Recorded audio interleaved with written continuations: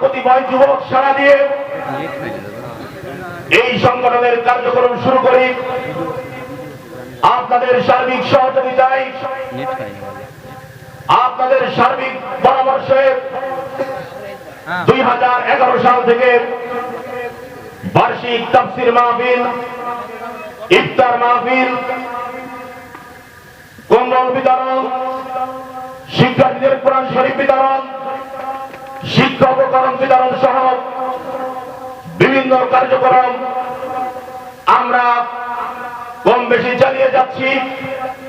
আপনারা যদি পাশে থাকেন ইনশাআল্লাহ আমরা ভবিষ্যতে এই সমাজের পরিবর্তনে, এই সমাজকে দুর্নীতি মুক্ত করার জন্য, এই সমাজকে একটি আদর্শ সমাজে পরিণত করার জন্য, হিংসুকদের হাত থেকে, জালিমের হাত থেকে, কুলাঙ্গারদের হাত থেকে, মদ্য গাঁজাখোর হিরোইনখোরদের হাত থেকে এই সমাজকে পরিবর্তন করে আদর্শ সমাজ গঠন করার জন্য এই যুব সমাজ কাজ করে যাবে ইনশাআল্লাহ। সম্মানিত ভাইরা আমার, প্রিয় বদনাবাসী, একটি কথা বলতে চাই।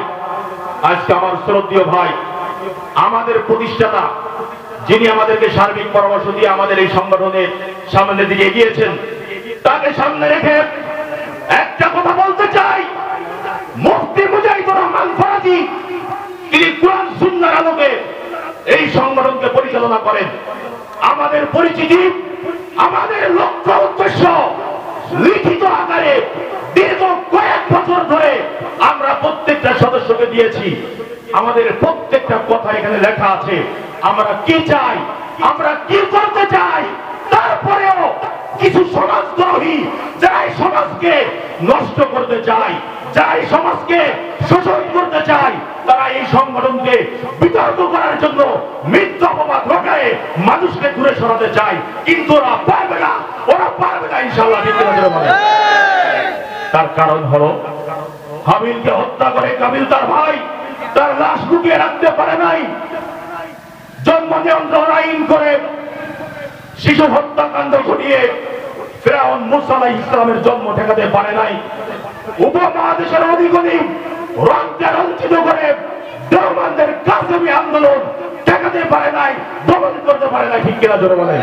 শুধু তাই নয়, 1971 সালে এই দেশের লক্ষ লক্ষ মা বোনদেরকে, মুসলমানদেরকে হত্যা করে আমার মাতৃভূমি বাংলাদেশকে কেউ কেড়ে নিতে পারে না। ঠিক কিনা জোরে বলেন।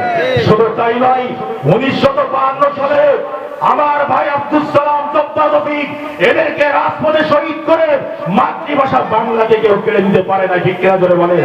শুধু তাই নয়, 2013 সালে মসজিদের শাপলা চত্বরে আলেমুল আমাদের শহীদ করে জেল খাটিয়ে ওই নাস্তিকরা শাহবাগে টিকতে পারে নাই। শুধু তাই নয়, দীর্ঘ 15-16 বছর জুলুম করে, শোষণ করে, নিপীড়ন করে, আলেমদেরকে নির্যাতন করে, কোরআনের মাহফিলে বাধা দিয়ে আওয়ামী সরকার টিকতে পারে নাই, পালিয়ে গেছে। ঠিক কিনা ধরে বলেন। শুধু তাই নয়, শুধু তাই নয়, আজও যারা বদলা দক্ষিণ পাড়া যুব সমাজ কল্যাণ পরিষদের নামে অপপ্রচার চালায়, এরা ইসলামের পক্ষে হতে পারে না, পারে না। ঠিক কিনা ধরে বলেন। তার কারণ ওরা চায় বদলার মাটি থেকে কোরআনের আলো নিভাই দেবে। ওরা চায় বদলার যুব সমাজকে অন্ধকারে ঠেলে দেবে। ওরা চায় মাহফিলকে ভাগ দিয়ে গান বক্তর দিকে যুবকদেরকে ঠেলে দেবে। কিন্তু মুজাহিদুর রহমান ফরাজি আমাদের হাল ধরেছেন। আমি ঘোড়ায় চলে জীবন দেব, সময় দেব, রক্ত দেব, কিন্তু এই সমাজের পরিবর্তনে যদি আমার জীবন দিতে হয় আবু সাঈদের মতো জীবন দেব, যদি জীবন দিতে হয় মীর মুহূর্তের মতো জীবন দেব। আপনারা পিছু হাঁটবেন না। আওয়ামী সরকার পালিয়েছে, এরাও পালাবে। এরা যত ষড়যন্ত্র করুক, এদের ষড়যন্ত্র টেকবে না ইনশাআল্লাহ। আমার যুবক ভাইদের দিকে যদি কেউ এক আঙ্গুল দেয়, আমাদের 100 সদস্যের কিন্তু 200 আঙ্গুল সামনে আছে। আমরা 200 আঙ্গুল দেখাতে চাই না। আপনারা ভালো হন, ভদ্র হন, মিথ্যা অপমান, মিথ্যা রটনা ছড়াবেন না। যারা আমাদের নামে অপপ্রচার চালায় ওদেরকে এই কাগজটা পড়াবেন, এখানে লেখা আছে বিস্তারিত, আমি পড়তে চাই না। সম্মানিত উপস্থিতি, সময় অতি বেশি হয়ে গেছে।